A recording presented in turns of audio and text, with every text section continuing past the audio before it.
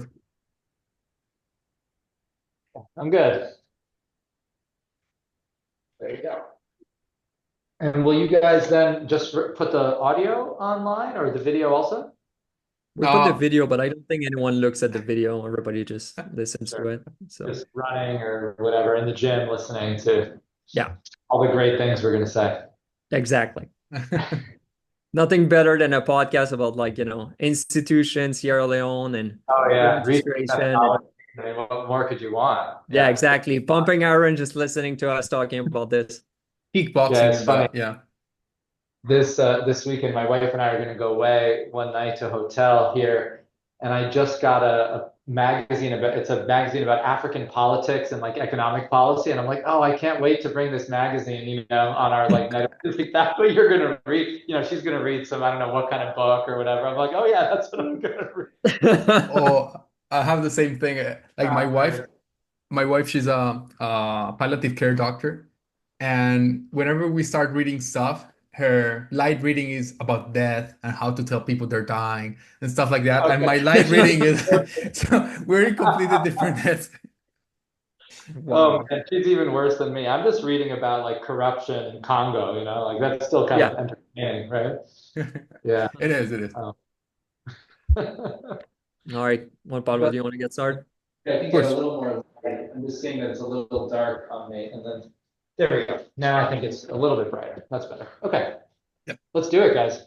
perfect. So let's start. Everything's gone. Perfect. Okay, hello everyone. Welcome back to the podcast. Today's episode is a very special one.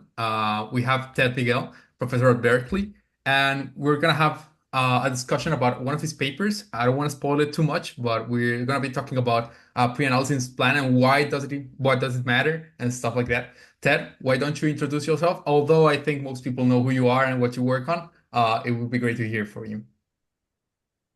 Great. Thanks so much for having me. It's great to have this conversation and catch up with you guys. I'm Ted Miguel. I'm a professor of economics here at UC Berkeley.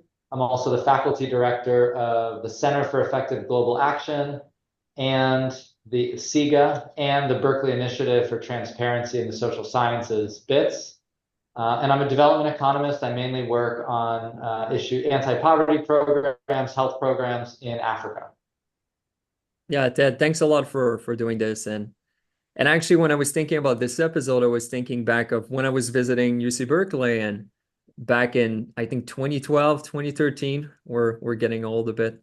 But there was a presentation at one point you did, and you were talking about pre-analysis plan, and there was this slide that for me was just amazing. And that was sort of the first time I heard about like pre-analysis plan per registration. I think in economics were well, I mean, you were a pioneer, at least in our field, with using these tools, but just understanding how useful it was and just seeing that specific slide showing different set of outcomes and so on. But before I guess we get into the details, for those people listening, so we're going to be talking about joint work that you've done, that you've published in the Quarterly Journal of Economics, Reshaping Institutions. Like, can you tell us about like what's the background? Why did you decide to do pre-registration pre-analysis plan? Why did you think even before seeing the result, why it could be important and relevant? Yeah, first, let me give a thanks for that. Let me give a shout out to my co-authors on that paper, Kate Casey at Stanford and Rachel Glenister at U Chicago, now at Center for Global Development. We had been working in Sierra Leone for a couple of years, and that was right after the end of the Civil War in Sierra Leone. It was a really interesting time as a researcher to be there. There was a very big kind of foreign aid presence, and there was a feeling that after the war was over, there could be a lot of change, like substantive change in the country. So it was an exciting time to be there. And we were working with people at the World Bank and the government of Sierra Leone who were interested in kind of using that moment in Sierra Leone to push through institutional reforms. They just felt like that was the moment to do it. The war was over. People were going to be going on trial for war crimes. It was a new day in Sierra Leone. And in particular, they were very interested in reforming local government institutions. So Sierra Leone has very strong customary institutions, as they're called, really like led by traditional chiefs. They're pretty powerful in Sierra Leone and other parts of West Africa in things like allocating land, adjudicating legal disputes, and they're very influential, but they're also seen as very, they're not progressive, let's just say. They're very conservative in many ways, very patriarchal, not very democratic. So the idea was this was a moment to maybe push more democratic institutions into rural areas. And we didn't really know what to think about it, I think, about the project. Like, would this succeed? Would this fail? There were discussions at that moment in this kind of heady moment of reform that maybe this is the time to kind of get rid of chiefs in rural areas and just really take away their titles and move to a really democratic regime. Some other African countries did that. Tanzania, another country I worked in after independence, said, hey, there's no more traditional chiefs. We're all citizens, right? So there was a discussion of that. But the government and the World Bank and donors didn't go in that direction. They instead supported bringing in new institutions that would have an elected council in villages, but they wouldn't replace the chiefs. So in our own mind, we just didn't know what to expect. Like, was this going to be successful? Were the new institutions going to become dominant? Were the chiefs going to be dominant? It was a really interesting thing. I think we had very flat priors as to what was going to happen. That said, some of our partners in the government of Sierra Leone and the World Bank were very excited about this whole community-driven development, democratic reform in villages approach, CDD approach. Very enthusiastic. They were making very bold claims about what was going to happen. So we felt a little bit of a mismatch, I would say, between our priors and maybe other people's priors. This was also a pretty big project. It was a reform over like a large, share of the country, not a majority of the country, but a region in the north, a region in the south, hundreds and hundreds of villages. So a lot was at stake. And, in conversations with Rachel and Kate, we decided that we wanted to do something new. And I think to really understand, and I'm going to give even a tiny bit more backstory before I get into the details, like, this was only about a decade, less than a decade into the whole RCT revolution in development. So this was all going on in like 2004, 5, 6. And the earliest RCTs were really starting at like 96, 97, 98 in development. So the whole RCT revolution was new. We had been kind of in the middle of it. Rachel was the head of JPAL, which had just been founded. I was lucky to have been involved in some of the early RCTs in Kenya.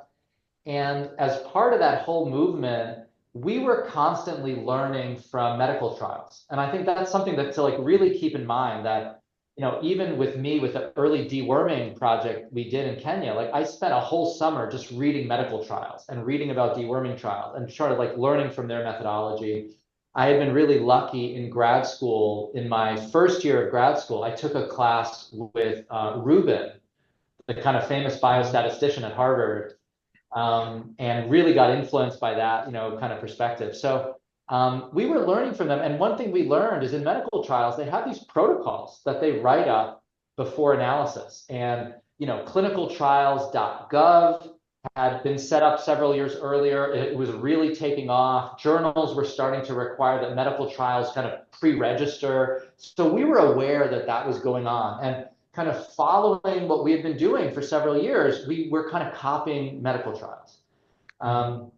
So we had this idea of like, why don't we write up our plan? Let's write up the plan. We didn't even call it a pre-analysis plan yet. We kind of came up with that exact language a few years later. And as far as I think maybe we were some of the first to use that language, like we were debating in this first paper what to call our plan. And then kind of came up with this pre-analysis plan, which now has totally taken off. And I think Rachel Glenister gets credit. Rachel gets credit for that phrase. I think she was the one like, oh, this is, I think, the way to convey it. So anyway, so that's like kind of the deep backstory. We were motivated by two things then. One, we thought, okay, methodologically, this is what medical trials are doing. This sounds right. This sounds scientific. We were attracted to it. On the other side, we wanted to, given the different priors about what was going to happen, we wanted to kind of register a plan so we wouldn't be subject to any kind of pressure later on, political pressure, pressure from donors. So we actually share the early version of our plan with our partners in the government of Sierra Leone and the World Bank and got their feedback and in fact added a few outcome measures kind of in response to their feedback. So it's almost like we got them all on the same page and saying, hey, this is reasonable. This is like a pretty good plan. We agree with this analytical approach. So we were motivated by both those things. One, very high-minded methodological concerns. The other one was a little bit like, okay, we want to make sure that we all agree this is the right way to proceed in case the findings aren't what our partners agreed with. So that's kind of the deep backstory behind what we see as one of the first, I think one of the first pre-analysis plans in economics. Oh, that's super interesting. How did people react when you said, "Hey guys, we're gonna study these outcomes and these outcomes only. Uh, speak your piece, or we're never gonna be able to look into other stuff." What was the reaction into this kind of stuff? Yeah, I mean, I think it was so new and kind of unusual. I think our partners didn't know maybe exactly what they were getting into when we said we're writing this plan. It was like a guidance document. Like, I don't think they thought of it definitely as a contract, at the time. Although one thing, that's very important that we've always emphasized with the work is the pre-analysis plan isn't the end of the analysis. It's really just the beginning. It's really the first thing you're going to do, but it doesn't preclude you from doing other things. I think we developed that whole kind of idea of how to use plans a little later. We were just trying something new, at this point. Certainly when we shared with colleagues what we were doing, again, we got kind of mixed reactions within academics, among academics here. There were certain people that thought of it as pretty cool, who saw that it was very linked to the scientific method and just felt like how you would be taught science in a textbook, right? You write down your hypotheses, you test them, you interpret them. Others less so. And I think others immediately kind of seized on this notion that, oh, once you've written down the plan, then it's going to be impossible for us to do other analyses. We never said that, but somehow that became like a folk wisdom or a fear that just immediately kind of spread, that we've been trying to kind of debunk ever since. Like we've been trying to push back and say, no, this is the starting point, not the end point. But somehow every time we present and talk about pre-analysis plans, that question comes up. And maybe you guys have experienced the same thing, with your work. So I would say there was sort of a mixed reaction. Some very prominent empirical economists were pretty negative about it. That said, some very prominent empirical economists around the same time were very negative about RCTs. And I think the kind of, anti-RCT, anti-experimental, anti-open science sentiment has died down. I think there's less of it, but 20 years ago, or like 2005, 2006, that was kind of the mainstream, I would say. And I think those of us who are pushing these new methods were pushing for change. I think things have flipped now. And the mainstream is like, experimental work is just totally mainstream, and people do RCTs, and almost every development RCT you see has a pre-analysis plan. Like, it's kind of amazing how quickly things changed. But, back then we were a little bit out of the mainstream, I would say. Oh, Do that's you think super it has something interesting. to do with the fact that this is actually a new method? You're able to develop like RCTs with many others, and this just comes out of a bit of out of nowhere for a lot of economists. And this puts you in a position to be able to think of like other tools. Or do you see it more as, well, the RCTs are coming from the health sciences anyway, so let's just take all the tools that they have and all the baggage that comes with it? Because I think a lot of the pushback that I saw early on against open science were sort of pushback in general, as you said, related to RCTs. And I felt it was a bit like all into one package. Either you buy the whole thing, or you sort of say, no, observational makes more sense. We want to be able to not tie our hands and just be able to explore the data, et cetera, et cetera. I felt like everything was sort of coming organically and all at the same time. This new method, everything was coming to develop in economics and experimental economics.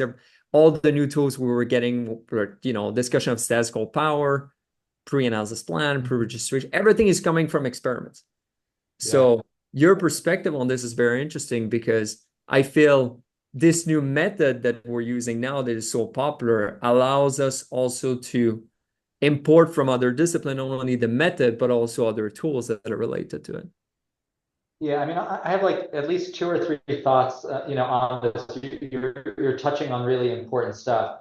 I will say a little bit of deep background. We weren't the first to be inspired by medical trials. If you talk to Dave Card or, the late, great Alan Kruger, when they were really pushing the credibility revolution in labor economics with their work in the late 80s, early 90s, they were also inspired by medical trials. Actually, if you talk to Dave, they would read stuff in medical journals. They were inspired by those methods. Even just talking about research design, like that wasn't a word, that wasn't a thing in econometrics. People didn't use that terminology. That's something we brought in from other sciences. So I agree with you. Like we got a lot closer to medical research. We got a lot closer to other sciences with our methodology, our language, because of this whole push that Dave Card, Alan Kruger, Josh Angrist, Hito Imbens really accelerated in the 90s. And then those of us in the late 90s, early 2000s with experiments and development, I think continued to push. So I think we were part of that tradition. I definitely want to give them props there too. But you're right, like people didn't think that much about statistical power in the 80s and 90s in econometrics. No one was doing multiple testing adjustments, multiple hypothesis testing. Maybe we heard about a Bonferroni correction or, in grad school, but again, that's just so underpowered compared to all the other tools statisticians were developing at the time and so on. So we've learned a lot from those other fields, and development economics, especially experimental development economics, has been like the way in which those ideas, together with labor, got into mainstream economics. I think there's a second point on this, which is kind of like the sociology of the field of economics, which I think is interesting. Development economics now is a pretty big field, a pretty mainstream field, but it wasn't the case in the 1990s. And in fact, my colleague Pranab Bardhan wrote a piece for the Journal of Economic Perspectives, really kind of like about the hierarchy in economics and how development economics was really on the outside. So we saw ourselves as outsiders. There were very few development economists at that time. When I was in grad school at Harvard, there wasn't even a course in development economics. I had to take it at MIT. And so the Harvard and MIT people would get together and take this little course in development economics because it just wasn't like a viable field at that time. I started grad school in 96. And just the numbers were very small. We were outsiders. When I applied to grad school and I asked a letter writer, oh, I want to do development economics, he was like, are you sure? Like, that's the kiss of death. They'll never admit you. That's kind of a loser field. Like, do something like theory or something, And again, it's funny how the sociology, things have flipped. Like, theory has shrunk. There's a lot less theory. Development's this big field. So the world is funny. But I think it became much easier for us to do different weird things because we saw ourselves as outsiders. We weren't in the mainstream. We were off doing field work, in distant parts of the world.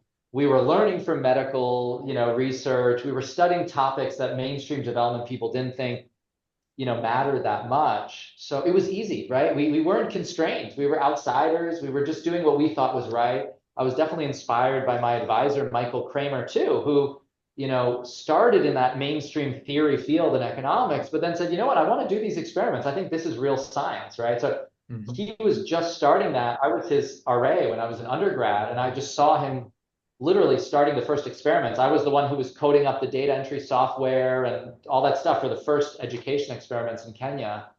And, I was able to kind of follow in his footsteps. So, that's another piece of the story that I think is important. One last piece I'll say is it's true. There was kind of like a camp where you were like in it and you were doing experiments and you were adopting pre-analysis plans. And then there was kind of the mainstream camp. That's true. That was the main divide. But even among the development economists, there were some interesting divides. So some very prominent development economists early on had critiques of pre-analysis plans. One very well-known colleague, she said, why do I need a pre-analysis plan? My research design, like my treatment arms, that's my pre-analysis plan. I'm telling you, this is a treatment, this is a treatment. I'm obviously going to want to test differences there. She thought once we had experiments, pre-analysis plans were superfluous. Now, our Sierra Leone case shows that that's not actually true. We can come back to that table you said that inspired you, because I think, to me, that table kills that view of the world, as I've told my colleague. The other critique that came through early on by another prominent economist, development economist, he said, well, pre-analysis plans kind of have limited utility because we can never fully pre-specify everything. There's going to be too many options, too many paths. And so they're not really that useful because we can't fully pre-specify the path because the analysis we're going to do is going to depend on what we find, et cetera. And again, my view on that, I'm kind of critical of that approach because I feel like even laying out the basic core analysis is already a huge step forward relative to the pervasive data mining we saw before. And I think we get like 80% of the value from some well thought out hypotheses, listing outcomes, laying out the basic specifications. That's already a step forward. So we had these internal debates even among ourselves in development for a few years. I think now there's a lot more consensus in development, but we did feel like we were really a very small group pushing open science ideas at the time. I will say it was kind of exhilarating. And Abel, you were here at Berkeley when we were just starting this stuff. Like it was a little bit of us against the world mentality, but you know what? We thought we were right. And so it's energizing, to be in that position. It is. I think people don't understand like the value of having a small field. And you talk about development, but like if you want to bring it to the open science, I remember going to the first BITS annual conference and I was like, wow, I'm not the only one who actually cares about these things. But it felt like that. And it was just impossible to like get feedback on papers. You would like, the lack of actually peers allow you like to be more free and not to bog down on things like definitions or someone just like shoots down your idea and you just stop. So I felt it was like something amazing and would just empower you at the beginning, not to have like actually a huge community. I think then later on, it's nice to actually have a community because you have people to talk to and so on. But I think early on, it's actually something really nice, like to write a paper, not even knowing how you're going to call the thing that you're doing. And it's like, is it a pre-analysis plan? I had the same with p-hacking. Like we were calling this inflation of test statistics, which is so stupid. Yeah. But like we were trying to come up with words that would express something, you know what I mean? And it was nice not to have that, not to have all these barriers and like you need to conform, you need to do this and that specific way. So I relate a lot to what you're saying. Yeah. What There were changed a lot. then? Go ahead. Go ahead. Sorry, Juan Pablo. Yeah. Oh, no worries. What I'm wondering is what changed? What made people realize that this was a something worthwhile and realize that it was something useful? Because if you were such a small community, how did you convince the rest of the, well, not the rest, there's still a bit of quite a bit of detractors, but most of the people out there, how did you manage to convince them? I do think that the first paper in the QJE in 2012, the Reshaping Institutions paper, helped in the sense that we showed that using this approach was tractable. We laid out in that paper a lot of ideas. That paper came out in 2012. So this was about 6-7 years after we started down this road. And Kate, Rachel, and I had done a lot of thinking about it. We've been using this tool. We've been presenting. We've been getting feedback. So in that paper, we have a detailed discussion of how we think people should use pre-analysis plans. So we kind of used it successfully. We laid out a vision for kind of how to implement it. The research using it got published in a top journal. And I think, another shout out to Larry Katz, who was the editor at the QJ, who immediately recognized, I think, the importance of the idea, and ended up publishing that paper. I think people also saw some benefits to it. Like our paper is basically basically a null results paper.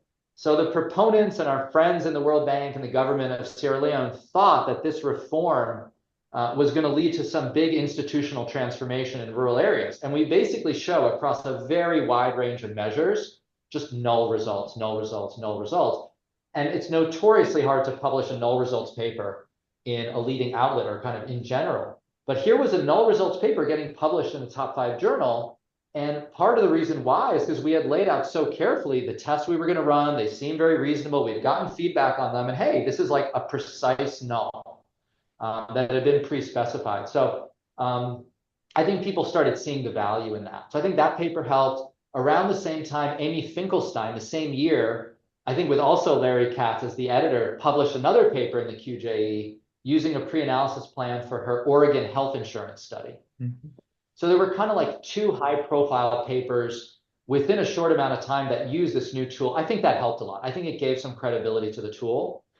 Once we started presenting, sharing the idea, there were people, Abel, like yourself, and a couple of others who were immediately drawn to it, who were the early adopters, Within a year or two, the AEA had the study registry, the RCT registry.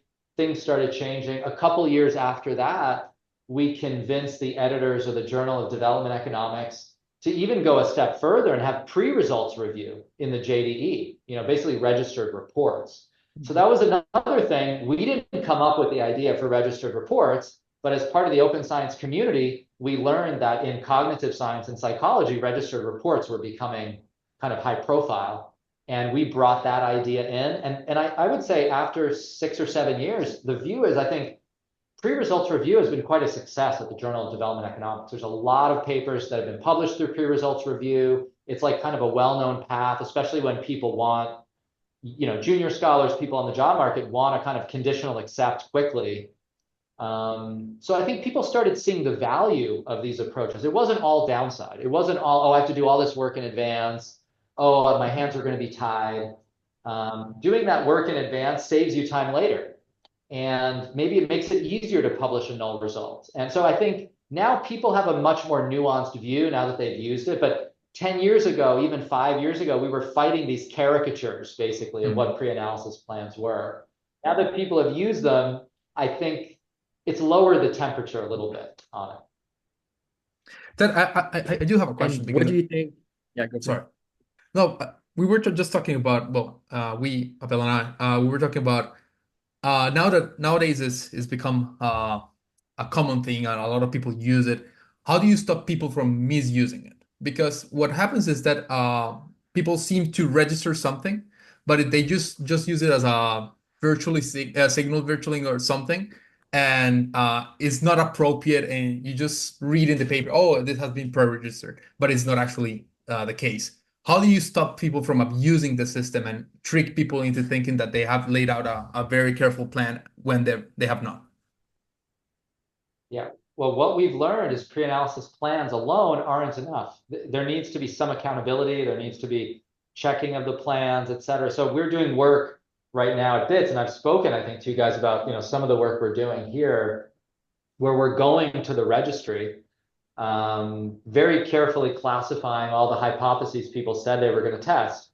And then we're going, and these are old registrations from, 8 or 9 years ago, and then seeing what actually gets published. So I don't want to give away the results of that study because we're kind of still midstream on that. But I will say that you're right, that there's a lot of deviations from plans in both directions. There's a lot that's never reported.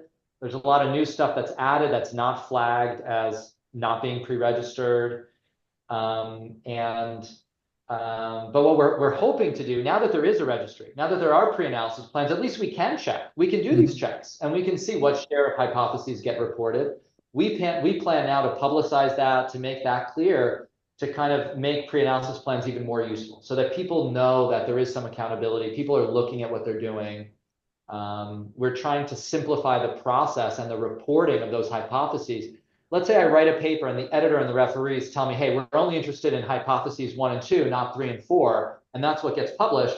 We're trying to create some reporting guidelines to make it easy to report hypotheses 3 and 4 and post those publicly on the registry. So everything you said you would do is in the scientific record, even if it doesn't end up in the published paper. So I think there are ways forward. And as we've kind of gotten more experience with pre-analysis plans, I think there's ways forward. But you're right, the plan alone or the registry alone is not enough. And a lot of registrations, what we're finding, are pretty minimal and pretty thin and leave a lot of leeway. And so, we've taken a couple steps forward, but we have a few more to go in the next few years. Yeah, Makes this is sense. great. I mean, we went over in a joint project with co-authors hundreds of these pre-registration, and it's quite vague often. And I think it's just a lack of guidelines, lack of understanding even of why are we doing this. I think a lot of researchers think it's only about necessarily p-hacking and trying to tie your hands. But I think for the most part, it's saving your time, actually helping you understanding what you're doing.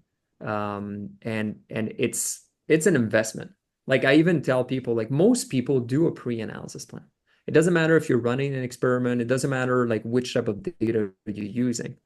You've talked to other people and you're going to write it down at one point down the line. So just doing it in advance and actually archiving or just putting it somewhere is something quite easy. And I think anyone using like these amazing admin Swedish data or data from Norway or Austria, or you have to write it down.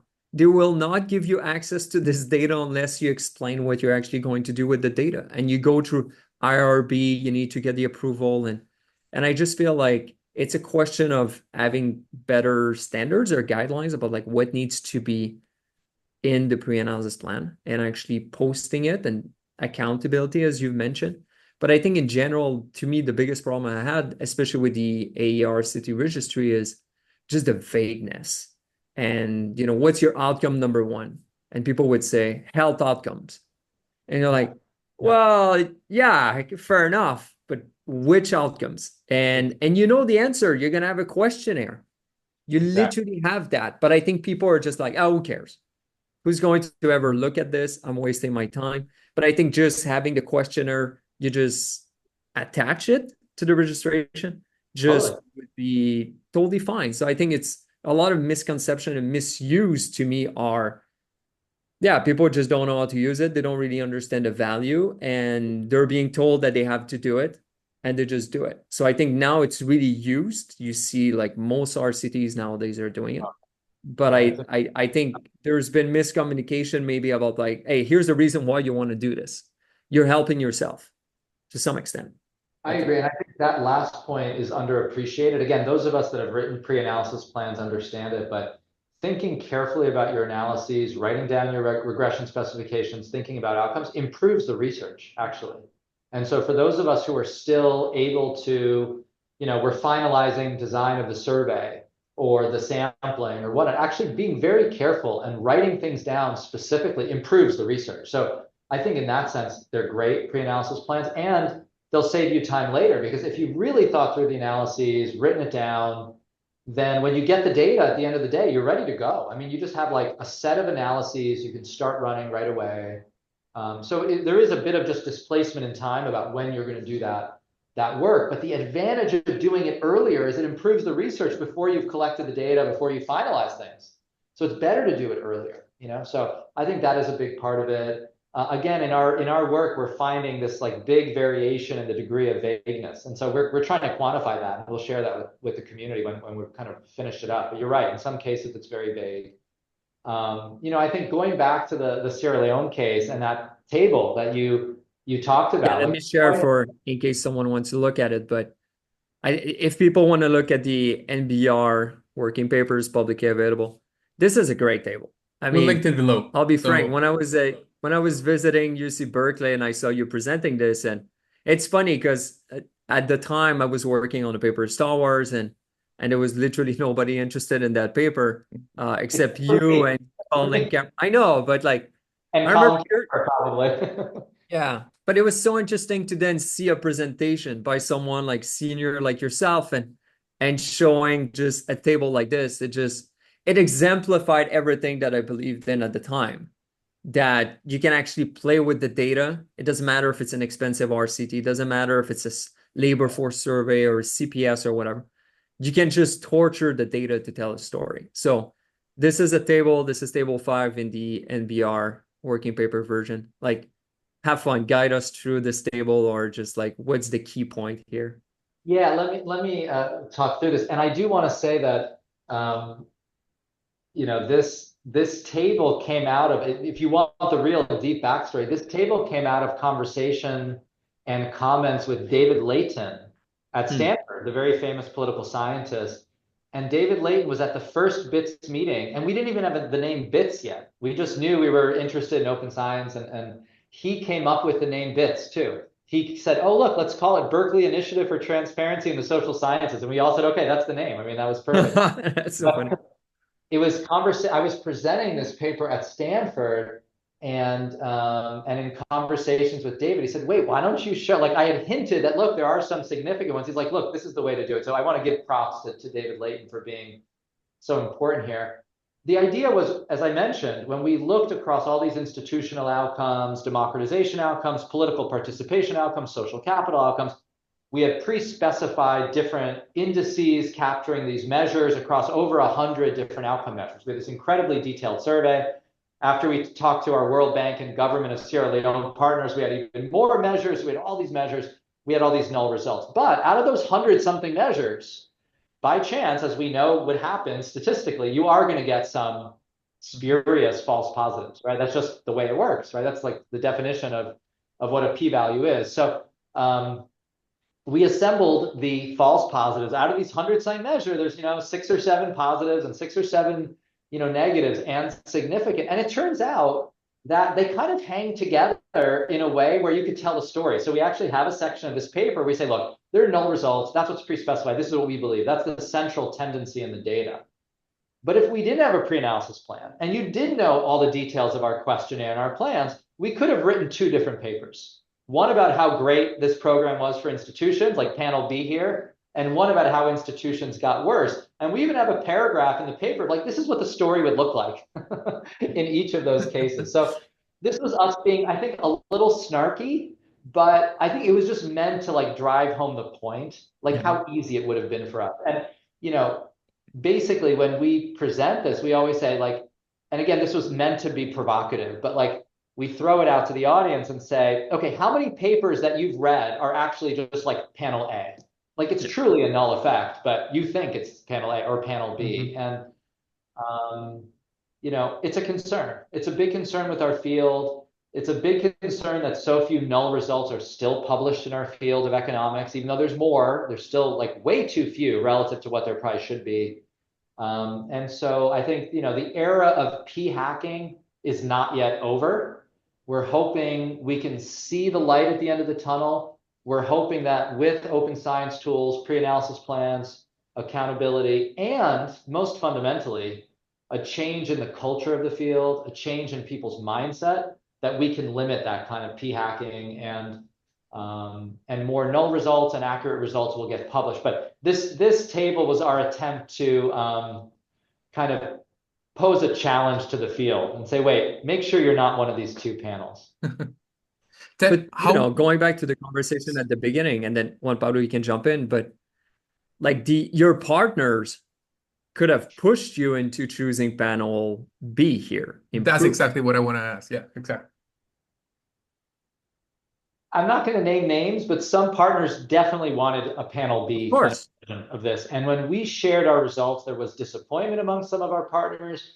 Again, there was government of Sierra Leone, there was the World Bank, there were different groups involved, and not everybody was pushing for anything, but there were voices who were disappointed. There were voices that said, no, we don't believe your null results. Now, it's turned out since our study, there have been several other CDD studies finding very similar things. And my co-author, Kate Casey, has a review piece saying, wait a minute, now there's a whole bunch of studies confirming what we found early on. So we feel pretty good about those early results.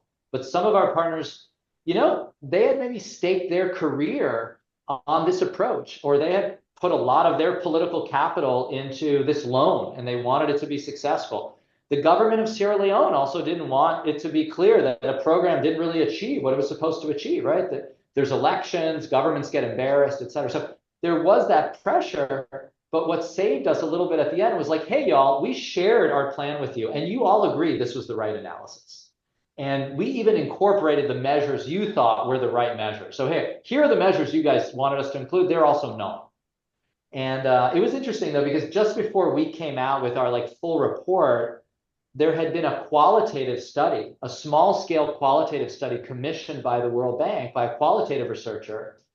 And this scholar, she had gone to a small number of villages, and she wrote an incredibly positive report about this intervention. And I think, again, maybe some of that just reflects a little bit of, just what people's prior was going in, and they kind of wanted to confirm that. Maybe it was just sampling variation. Maybe she just went to some villages where it really was successful. So I'm not trying to trash that research. There's a lot of explanations for it.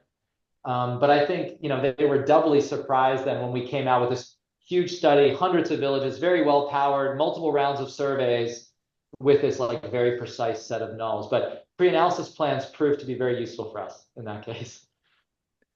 I was wondering, a big study. Like, yeah. No, go for it. Go for it, Juan Pablo. No, I was wondering, now that you mentioned qualitative research, do you think the pre-analysis plan has helped you get in touch with those disciplines?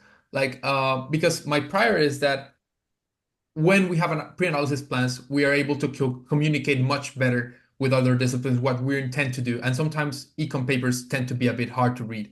So do you think it has helped broaden the community, not only around economists, but also around sociologists, psychologists, whatever, around this type of questions? I think in theory it might have, but I'm not sure if it has. I think I would love for it to have done so. We published a paper last year based on surveys we ran. We did 2 rounds of surveys of scholars in economics, political science, psychology, and sociology, and about their attitudes about open science, their adoption of open science practices, and particularly really in sociology, that was the one field that really lagged behind the others. And I think that would also be the case in anthropology. I think some of the more qualitatively oriented fields, historically oriented fields, just haven't adopted these tools. They felt a little bit left out of this work. I think this goes back to what Abel was saying earlier, that like the kind of experimental push was really like the impulse behind a lot of this. And there's just much less experimental work in sociology. So I think the people in sociology almost feel like instead of bringing us together, it almost feels like some of the other quantitative social sciences that are using experimental methods are like even more different from them than they were before. Now, there are voices in sociology pushing for integration of these tools in sociology. So people like Jeremy Fries, who I co-authored a book with together with Garrett Christensen on open science methods. He's been a leader in that space, but those voices are pretty few in sociology. And many of the qualitative researchers have said, how can we use these tools? How can we open up our process? How can we be part of the open science community? I think the issue is, and at a bunch of the conferences that we've all been attending, those voices are there and there's a debate. Almost every time there's a conference, there's a debate about this, but it almost feels like every time we on the quantitative side suggest tools to the qualitative researchers, there's a lot of resistance. So for instance, people take very detailed field notes as qualitative researchers. So I've mentioned this a bunch of times, probably Abel has done the same. We've often said, hey, just redact the names, black out the names, but make your raw notes public so other people can interpret them. Like there is this black box to qualitative research where people have all these incredible transcripts, field notes, and then they distill it down to their points, right? Their thesis, their whatnot. But they almost never, or like basically never make that material public. It's like, open that up. Redact the names for privacy like we do with our surveys, right? We put a lot of work into that. Let other people interpret your field notes. Let other people interpret your transcripts. Very few qualitative researchers are willing to do that. They hold on to those very tightly. They're like, oh, that's the product of a year of my work. Well, my survey data is the product of years of my work, and we always put those online, right? So anyway, I do feel like the qualitative community, we haven't yet found the angle and the way to really bring them fully in. And some of the obvious things, just open data kind of solutions, just haven't been appealing in that community. So I don't know. I don't know if you guys have thoughts about the way forward on that, but it hasn't happened yet.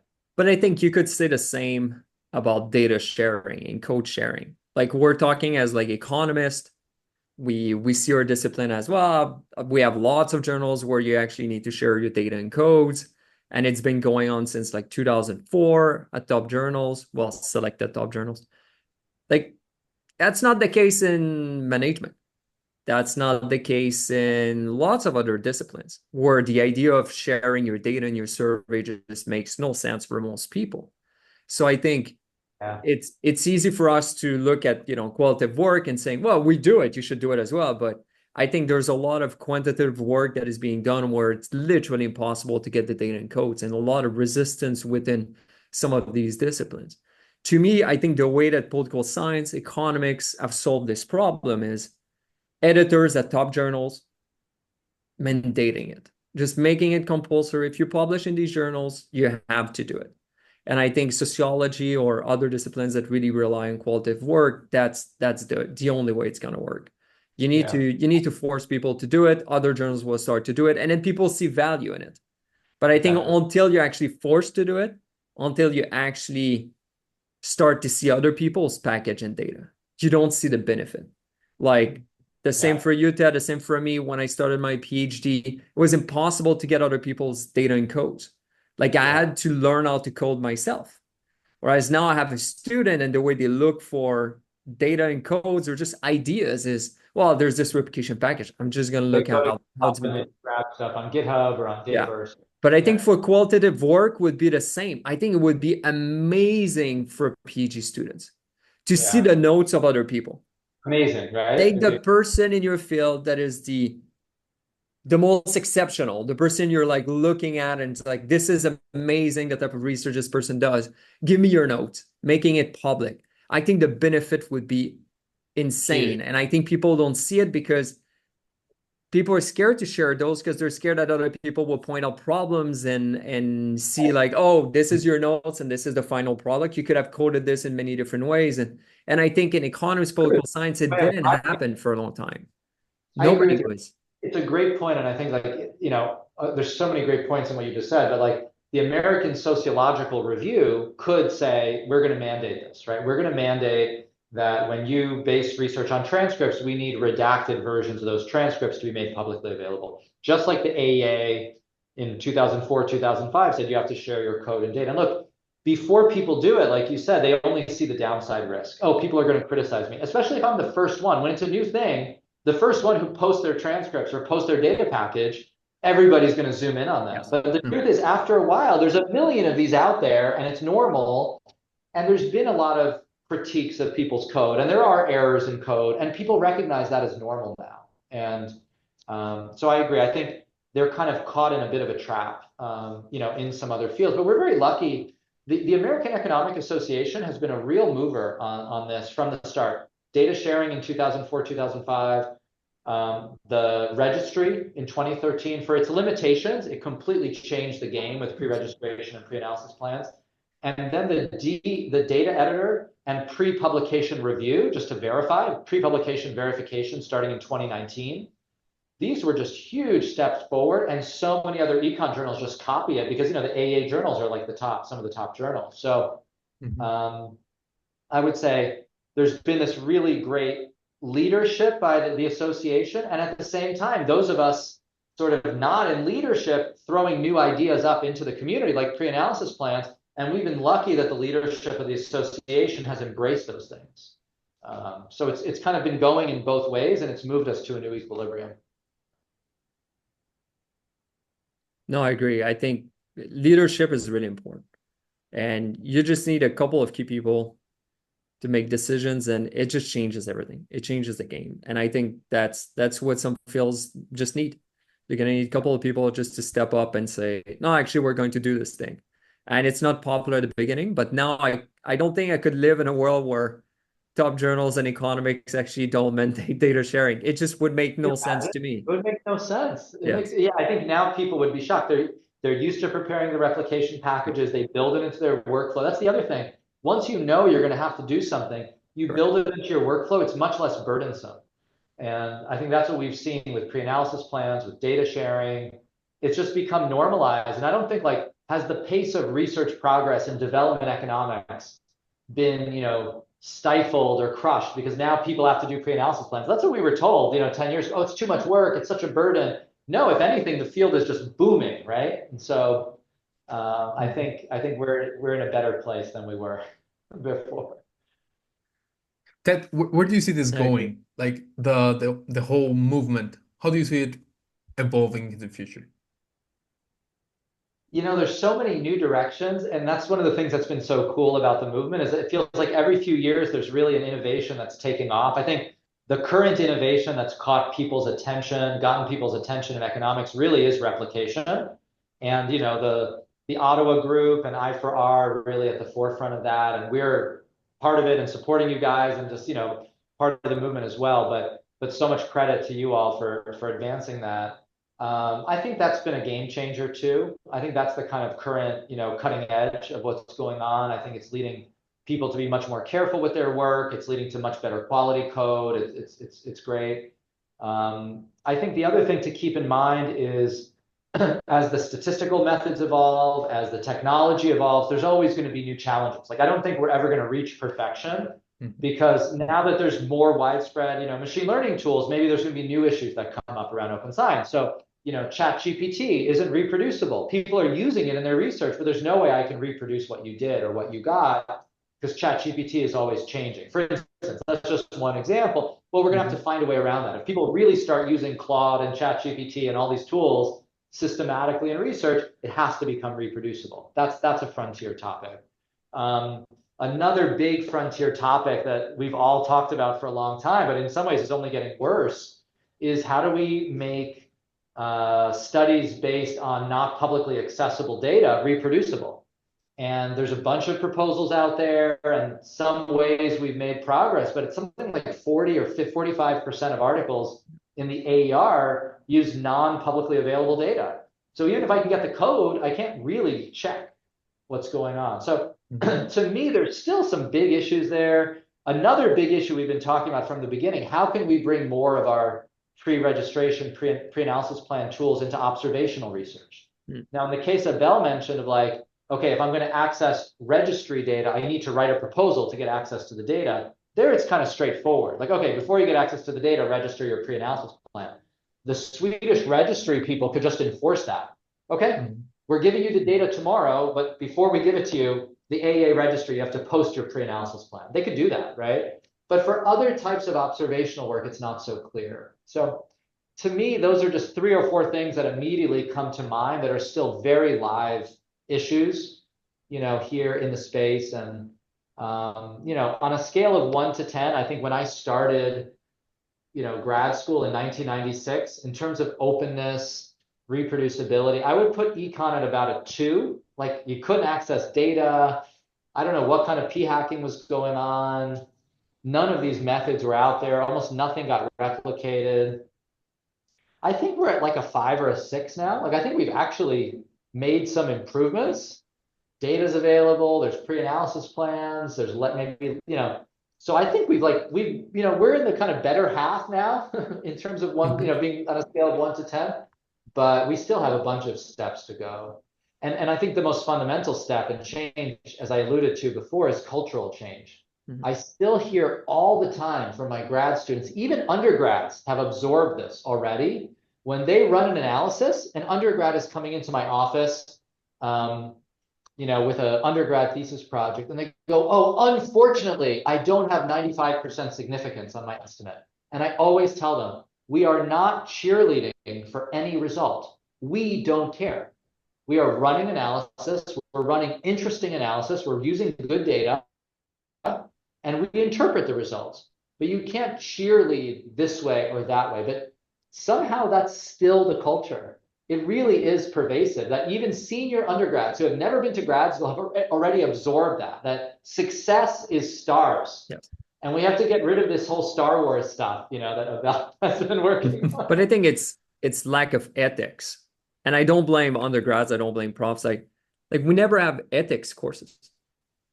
Like it sounds completely stupid, but like most of us are researchers, and actually we never actually had a class that tells us how to do research. And I remember at one point you put lecture notes, and there was like these Mertonian norms. And I remember sort of knowing a bit about it, but never actually read the paper. And at the time I was like, maybe it's the time I should read it. And then at one point I was teaching it in class. Here are the norms put forward in the 40s, I think, or a long time ago. And most students would disagree with most of the norms. I was like, wow, we cannot even agree on like what's good research and like what research should be about.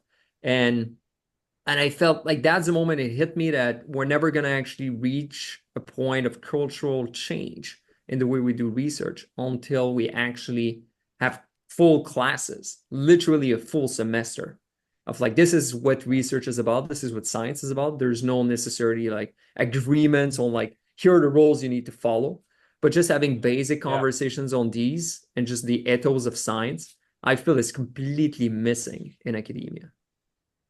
Yeah, I mean, I agree with that, Abel, and that was really the genesis of the BITS RT2 training courses. Every year we have these research transparency training courses, and the first lecture in that training course, most times we give it, is me discussing Mertonian norms. Oh yeah, what we should have. I start with that. Like, these are values we have to think about, and these are really important. Let's explain why they're important, just to get on the same page, and then we get into a lot of the open science tools, and and talk about your guys' papers and different things. But I agree with you. It's very different than other fields. A lot of other fields will have, research methods classes that aren't Yes. just statistics. It's about design. It's about ethics. They talk about human subjects.